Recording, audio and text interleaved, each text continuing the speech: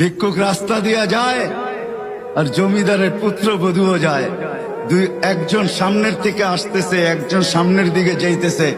দুইজনের ক্রসিং এর সময় ভিক্ষুকের গায়ের কাদা জমিদারের পুত্রবধূর গায়ে লেগে গেছে।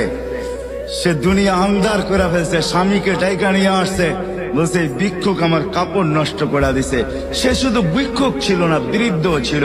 বৃদ্ধ ছিল না শুধু, জীর্ণ ছিল, শীর্ণ ছিল। শরীরে কাপড় ছিল না, ফাটা চিরা কাপড় ছিল।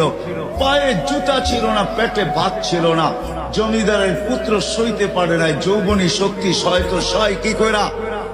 তার স্ত্রীর গায়ে ভিক্ষুকের কাদা, বস সমগ্র শক্তিকে হাতে জমা করা, একত্র করা বৃদ্ধের গালে বসায়। বৃদ্ধ কিচ্ছু বলে নাই, শুধু উপরের দিকে তাকায় দুই তিনটা শব্দ উচ্চারণ করছেন। শব্দগুলা হলো ইয়া মাল্লা